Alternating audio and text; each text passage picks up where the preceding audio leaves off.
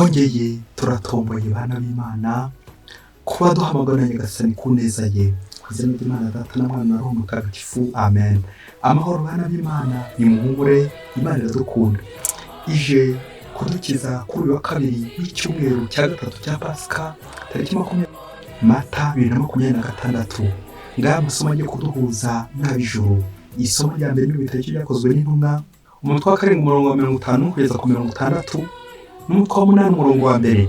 Stefano ari imbere y'inama nkuru aravuga ati: bantu b'ijose rishingaraye, bantu banangiye umutima n'amatwi, mugahora murwanya Roho Mutagatifu, muri kumwe n'abasekuruza banyu. Ninde mu bahanuzi abasokuruza banyu batatoteje, ndetse bishe n'abahanuye mbere ukuza kwa Nyantongane, imwe ubu ngubu mwagambaniye maze mukamwica.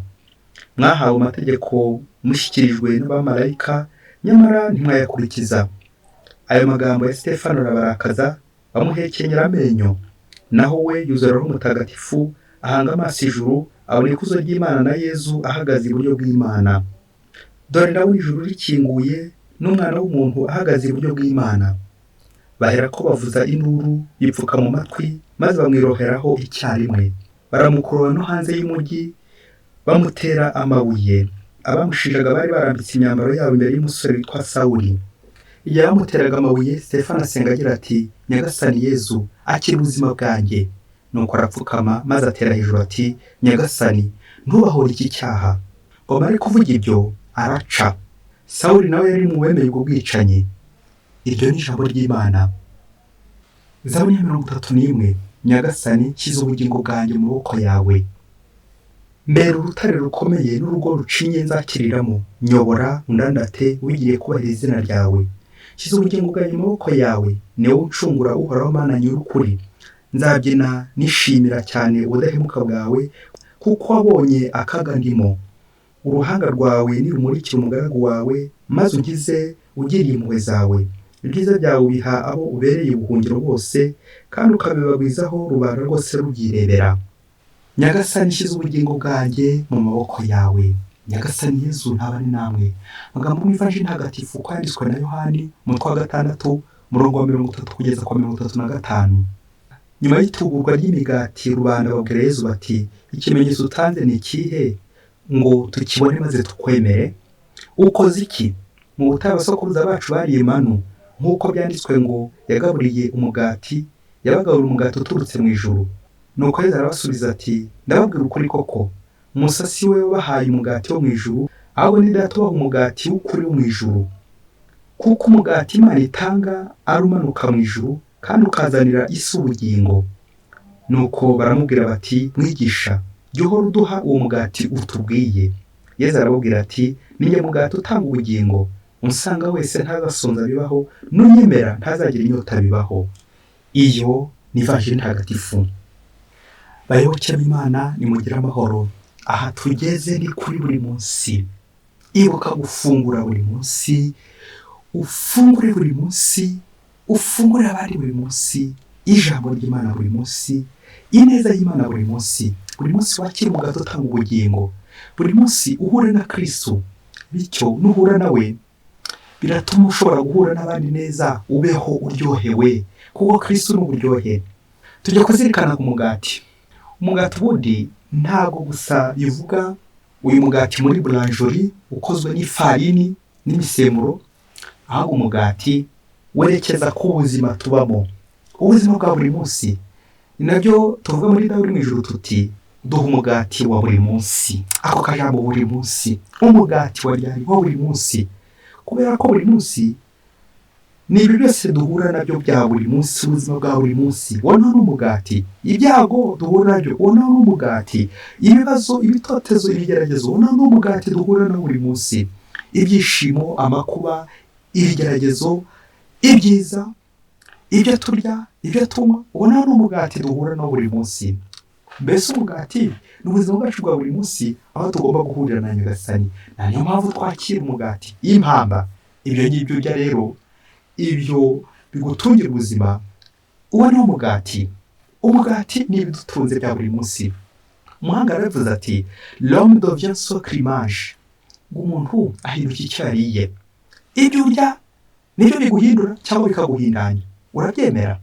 Ni nabyo umuhanga avuga ati mbwira ibyo urya ndakubwira uwo uri we, mbwira aho mugenda ndakubwira uwo uri we, mbwira aho uryama ndakubwira uwo uri we, mbwira uwo musanya ndakubwira uwo, mbwira icyo urya ndakubwira uwo uri we. Car l'homme devient ce qu'il mange. Kuko umuntu ahinduka icyo yariye. Umwitozo tuza gukora uno munsi, ibyo turya, uwo mugati n'ubuhe tujya turya. Kuko ushobora kurya ibintu bikaguhindanya cyangwa bikaguhindura neza. L'homme devient ce qu'il mange. Umugati wawe n'uwuhe wa buri munsi. Mu gukomeza tuvuga kuri Ukarisitiya, nk'uko aya masomo n'ubundi yagiye atambuka mu Ukarisitiya, uyu mutwe wa gatandatu w'ivanjiri ya Yezu Kristo yanditswe na Yohani uvuga kuri Ukarisitiya, iyo tugomba kwakira Ukarisitiya n'ukwemera, twabanje kwemera Yezu Kristo urimo, turakomeza tuvuga kuri Ukarisitiya nk'umutima wa Kiliziya. Ukarisitiya yumvise neza, wumva neza n'ibya Kiliziya. Iyo Ukarisitiya utamvise neza, burya ntushobora no kubyumva neza, kuko Ukarisitiya ni wo mutima wa Kiliziya nyine. Ahantu hose no kureba umutima, Ukarisitiya. Bityo turahamagarira kwihabwa dufite ukwemera rya funguro, donne-nous notre pain quotidienne, rya funguro rya buri munsi Ukarisitiya. Ese uyihabwa buri munsi? Twongere tugaruke ejo, ubwo uru rugendo twarugereranyaga n'umwigishwa uri gushakashaka Yezu Kristo, wawihaye Imana ejo twabonye, waje kubaza mwarimu umujyanama wa roho, azanye agakapu ke agiye gutaha kubera ibibazo yabonaga mu nzu z'abihaye Imana, nuko bikamutera gucanganyikirwa, bikamutera kubura epfo na ruguru, bikamutera kugira urujijo, dilemme, illusion. Ibyo yari yiteze byose, uko yari yiteze ubuzima bw'abihaye Imana bwari buteye, kaza kurangira atari ko bigenze. Uko yumvaga zambo uwihaye Imana mwiza nageramo, byaje kurangira atari ko bigenze. Byose bikamutera urujijo, ibyo yabonaga abihaye Imana bari gukora, akumva atashobora kubyihanganira. Nibwo yafashe agakapu cye ati nditahiye mwarimu. Ubwo yabazaga ibibazo bikomeye cyane, avuga uburyo abihaye Imana basigaye baryama ahabonetse hose, amahoteli akomeye yo kwishimisha iraha n'umunyenga, bakarya byose nta gutoranya, bakagenda na bose batarobanura, n'ibindi byinshi bikomeza kumutera urujijo, none basikandarize, yarihebye. Uyu munsi rero ngo twari twabisezeranye, buri wese yazanye ibisubizo mu mukoro yahawe, ati twakora iki kugira ngo dukore iby'Imana ishima. Ushinze urugo wihaye Imana, aho ngaho uri wakora iki kugira ngo ukore iby'Imana ishima? Rero dufatikanye nk'abakristo bakira ijambo ry'Imana bagahabwa Yezu Kristo, uko natwe twasubiza uwihaye Imana, ubabaye, ushavuye, wabihiwe, uri mu nzira yo gutaha, nirinda kuvuga divorce. Kubera iki? Hari icyabura mu kwemera kwe. Tumukomeze mu kwemera, dore ko n'icyo abakristo babereyeho, kugendana ku rugendo no kugenda dukomezanye.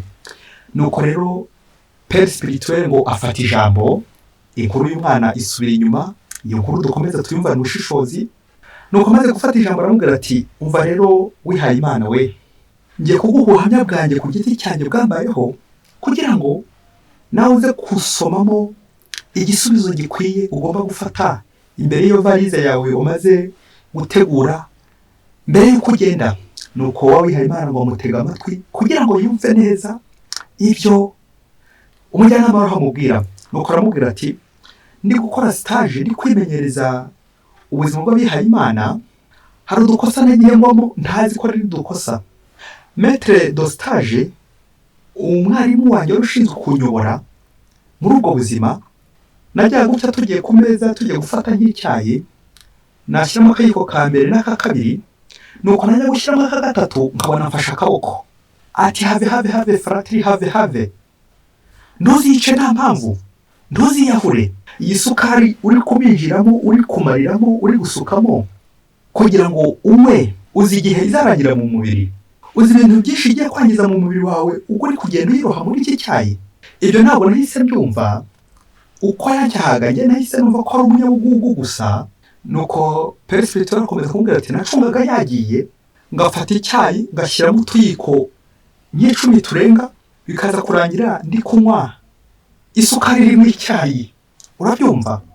Kugira ngo ndyoherwe, mererwa neza, ndyo utuntu turyohereye, ibiryohereye. Ariko nyuma nibwo naje kubyumva, maze gukura nibwo naje kumva impamvu mwarimu yambuzaga isukari nyinshi, kutaryohera nk'abana nyine. Noneho icya kabiri, noneho nageraga ku nzoga n'icyaka nari mfite nk'umunyeshuri wese, uri kwimenyereza, nuko najya gufata akarahuri kamwe cyangwa agacupa kamwe, najya kongeraho kandi nkabona metere do stage andebye nabi ndebye ijisho, akafata akaboko nanone, nuko akambwira ati umva rero wa mwana we, iyi nzoga uri kwiyahuza, iyi nzoga uri kwisukamo, uri kwimenamo, uzi igihe izarangira mu mubiri. Reka nakugira inama, izarangira mu mubiri yakoze ibintu byinshi cyane utazi. Ntabwo iyi nzoga uri kwirohamo uko ingana itya ishobora kurangira mu mubiri utaratangira gutongana, kuvuga nabi, kuvuga ibidakwiye, ibihabanye, kubeshya, nk'uko Umulatini yabivuze ati in vino veritas. Nawe rero iyi nzoga ntizarangira utaragwa mu ngeso mbi nyinshi cyane, ntizarangira umubiri utaradohoka muri za ngeso z'irari, gushimisha umubiri n'ibindi byinshi cyane. Irangira igusaba kwishimisha ingeso mbi z'irari, irangira mu mubiri imaze kuwurangiza. Ngubwo rero ubiye gucika intege, ubunebwe kwishora mu ngeso mbi nyinshi cyane, iraha by'isi, kurarikira birenze. Na niyo mpamvu ushaka kubaha Imana atoranya, adatora ibonetse byose, adatoragura, ari ibyo kurya n'ibyo kunywa aratoranya. Ntagapfa kunywa ibonetse byose ngo rurende mu mubiri we, cyangwa ibyo kurya byose ngo rurende mu mubiri we. Ntabwo ari ukuruna, ntabwo ari ingarani. Izo mpanuro zose metere wanjye yazimpaye ndi kwimenyereza ubuzima bw'abihaye Imana, ntabwo nazumvise, ariko naje kuzumva maze imyaka 25 ndi mu buzima bw'abihaye Imana. Nibwo nabashije kumva ibyo yambwiraga, kuko nagiye mbibona kenshi, kabona ko nagomba kwirohamo ibonetse byose, kuko nyine ibyo mba nariye nibyo bikomeza kugenda bikurikirana mu buzima bwanjye bwose. Ibyo ndya, ibyo nywa, ibyo shyira mu mubiri wanjye bishobora kwangiza umubiri wanjye iyo byarenze bikarenga igipimo. Nguko rero mwana wanjye, nawe ubuzima bwo gukurikira Kristo ntabwo ari ukwishimisha, ahubwo ni ugushira kugira ngo abandi bazashishe.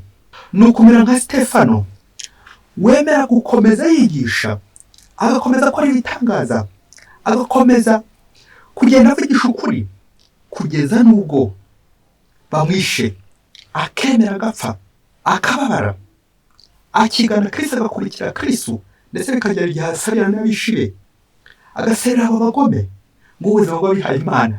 Nawe rero uzajya ubasabira nka Stefano, usabira abo bose ubona batari mu murongo mwiza, bakomeza kugenda bishimisha kandi imbaga y'Imana iri gushira, bakomeza kugenda barara habonetse hose kandi imbaga y'Imana iri kurara rwa ntambi mu misozi, mu bigunda.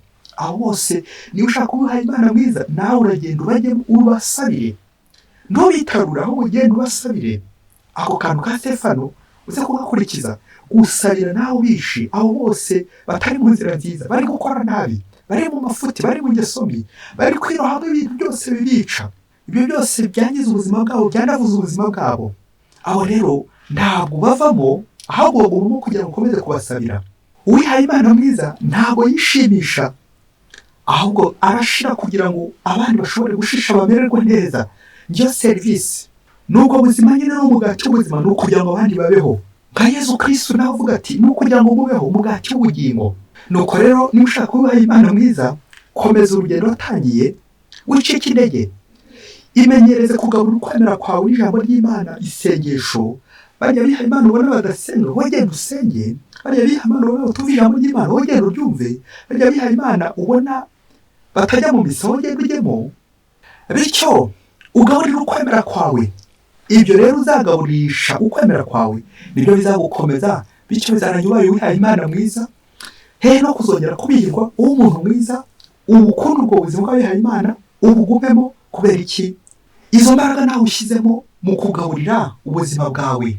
Ni uko wihaye Imana arapfukama, ararira, ni nkaho yakavuze nka kurya yambaga ari kurikeza ati mwigisha ujye uhora uduha umugato tubwiye. Amen, amen, amen. Nuko asubira muri kominote, asubira mu bihaye Imana, na n'ubu araryohewe, arimo neza.